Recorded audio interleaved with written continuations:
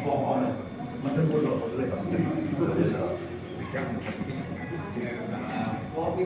sini saya akan menjelaskan mengenai izin usaha perikanan dengan nomor induk berusaha atau NIB melalui OSS atau Online Single Submission.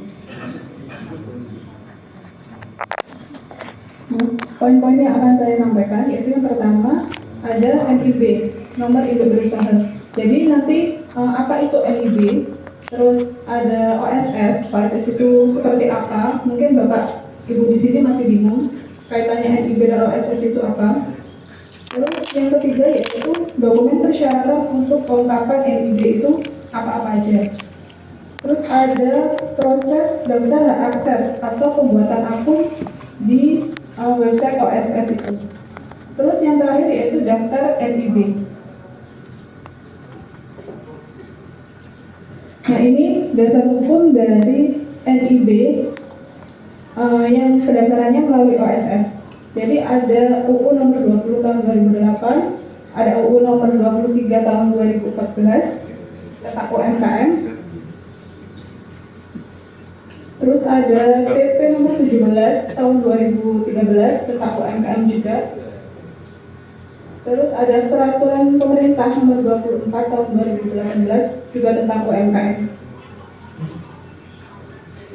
Dan yang terakhir yaitu peraturan Menteri Koperasi dan UKM nomor 2 tahun 2019 tentang UMKM juga. Nah, nomor induk berusaha itu adalah identitas pelaku usaha yang diterbitkan oleh lembaga OSS atau website OSS, yaitu Online Single Submission, di mana dalam NIB ini terdiri dari 13 digit angka. Dan di dalam NIB ini nanti ada tanda tangan elektronik dari kementerian atau dari pemerintah daerah. Nah, dalam penerbitan nomor induk berusaha ini tidak dipungut biaya alias gratis. Terus pelaku usaha ini dapat mengajukan izin usaha dan izin komersial atau operasional sesuai dengan bidang usahanya. Jadi izin usaha itu meliputi NIB itu.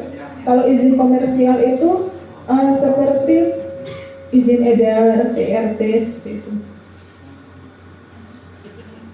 Nah, online single submission itu adalah suatu perizinan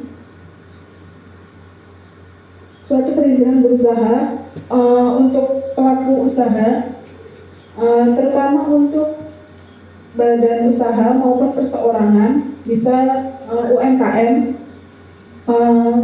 usaha mikro, kecil, menengah maupun besar. Nah, keuntungan dari OSS itu adalah perizinannya cepat, Pak. Jadi dalam 1 hari itu sudah bisa terbit. Gitu. Berbeda dengan perizinan yang sebelum-sebelumnya itu harus melalui beberapa tahapan, jadi akan lebih memakan waktu. Gitu. Kalau melalui OSS ini waktunya sangat cepat. Jadi dalam waktu 1 hari, kalau misalkan websitenya itu tidak error atau tidak bermasalah, itu bisa terbit. Gitu. Terus terintegrasi secara elektronik, jadi langsung terhubung perizinannya itu ke pemerintah pusat atau ke kementerian dan pemerintah daerah. Terus sudah ada standar perizinannya, jadi perizinannya itu disesuaikan dengan kegiatan usahanya. Jadi kegiatan usaha itu kan ada macam-macam. Nah itu setelah kita memasukkan kayak poin namanya, misalkan pembesaran atau apa, itu langsung sudah otomatis muncul usahanya itu apa aja itu. Dan lebih praktis tadi, jadi lebih cepat, lebih hemat waktu. Dan bedanya OSS sekarang yang berbasis resiko dengan OSS sebelumnya, itu kalau OSS sekarang itu resikonya disesuaikan dengan kegiatan usaha. Jadi ada usahanya itu resikonya itu rendah, ada usaha resikonya itu menengah tinggi, ada usaha yang resikonya resikonya itu tinggi. Jadi disesuaikan dengan kegiatan usaha. Dan perolehan perizinannya itu berbeda-beda, Pak. Kalau resikonya rendah itu hanya mendapatkan NIB. Kalau resiko menengah tinggi itu NIB dan sertifikat. Dan sedangkan kalau resikonya itu tinggi, itu mendapatkan NIB, izin usaha, sama sertifikat itu. Sedangkan kalau OSS sebelumnya itu mau kegiatannya itu risiko rendah atau risiko tinggi, itu memperolehnya itu sama, yaitu NIB, izin usaha sama izin komersial, gitu bedanya. Jadi kalau sekarang itu disesuaikan dengan jenis usahanya itu apa. Nah, kriteria UMKM menurut UU nomor 20 tahun 2008 tentang UMKM, yang dikatakan mikro itu apabila kekayaan bersihnya itu paling banyak 50 juta. Itu tanah dan bangunan itu tidak dihitung, Pak. Terus memiliki hasil penjualan tahunan paling banyak 300 juta. Dan ada kecil, ada yang menengah, itu kisarannya seperti itu. Tapi kalau di sini kebanyakan itu yang mikro, ya Pak. Nah, ini dokumen yang perlu dipersiapkan. Ada yang untuk perseorangan, ada yang untuk non perseorangan atau badan usaha. Kalau untuk perseorangan yang perlu dipersiapkan yaitu nama dan nomor NIK, KTP, terus alamat tempat tinggal, bidang usahanya itu apa, disesuaikan dengan kegiatannya jenengan. Terus ada lokasi usaha. Biasanya lokasi usaha dengan KTP kan berbeda. Ada yang KTP-nya misalkan Merangin, usahanya ada di sini gitu. Jadi harus melengkapi lokasi usahanya itu ada di mana, alamat tempat tinggalnya itu ada di mana. Terus modal usahanya, modal usaha pertama jenengan itu kisaran berapa? Itu harus dicantumkan juga. Terus tenaga kerja. Nah ini tenaga kerja ini harus diisi Pak, minimal 1 orang. Iya, diri sendiri dimasukkan. Terus persyaratan selanjutnya yaitu nomor HP atau email. Nah ini bisa milih salah satu, bisa nomor HP atau email. Tapi biasanya kalau penyuluh itu menggunakan email. Karena apa? Kalau email itu kan tidak ada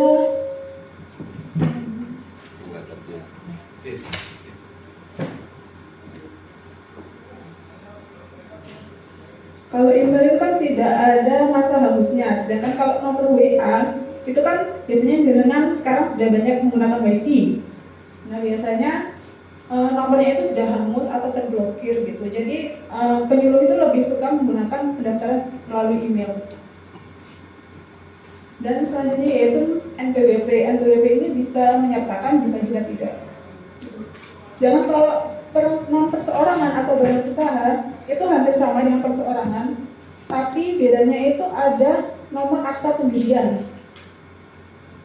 Itu biasanya dari notaris Pak, penerbitannya itu. Terus ada negara asal penanam modal, misalkan ada pemodal asing atau pemodal dari mana itu dicantumkan. Terus maksud dan tujuan badan usahanya itu apa? Selebihnya itu hampir sama dengan persyaratan perseorangan. Nah ini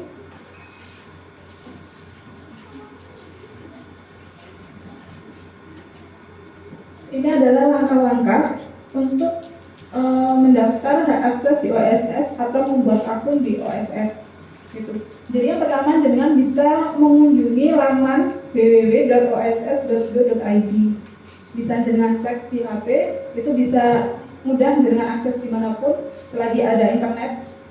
Terus jenengan pilih menunya usaha mikro, menengah atau non mikro. Tapi kalau untuk pembudidaya biasanya itu pilih yang usaha mikro dan kecil. Terus langkah selanjutnya yaitu pilih jenis pelaku usaha, bisa perseorangan atau badan usaha. Terus memasukkan nomor telepon atau alamat email. Nah ini jenengan pilih salah satu, jenengan mau daftar melalui WA atau melalui email. Tapi saya sarankan lebih baik menggunakan email, karena kalau melalui WA nanti takutnya nomornya jenengan keblokir atau gimana. Nanti sewaktu-waktu jenengan lupa password, jenengan tidak kesulitan. Terus lalu pilih kirim kode verifikasi itu melalui email atau WhatsApp. Jadi pilih salah satu. Dan itu nomor yang didaftarkan harus terhubung dengan WhatsApp, Pak. Jadi kalau nomornya itu nggak ada WhatsApp-nya, nggak bisa didaftarkan. Gitu. Terus nanti akan ada kode verifikasi, itu nanti dikirim melalui yang jenengan tadi pilih. Bisa melalui email atau melalui WA. Gitu. Terus jenengan masukkan nama, password dari jenengan yang nanti akan jenengan gunakan ketika jenengan login atau masuk ke akun OSS. Terus memasukkan NIK, jenis kelamin, tanggal lahir, dan alamat. Setelah semua persyaratan tadi terpenuhi, dengan baru klik daftar. Gitu. Terus ini ada link.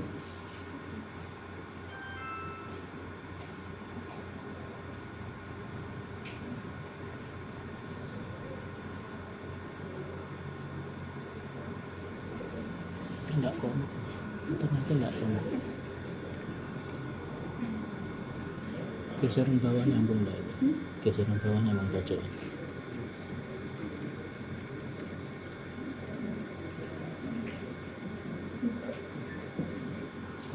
Cek, nunggu ya.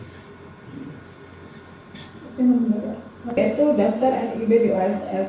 Jadi tadi kan sudah membuat akun, jenengan otomatis nanti keluar. Habis itu jenengan pilih masuk di website OSS itu. Terus jenengan masukkan username dan password yang sudah jenengan buat tadi. Gitu. Terus kemudian pilih masuk, pilih menu perizinan berusaha. Nanti ada di atasnya itu permohonan baru. Terus nanti jenengan melengkapi data-data yang ada di situ. Gitu. Jadi intinya NIB itu bisa didaftarkan melalui OSS.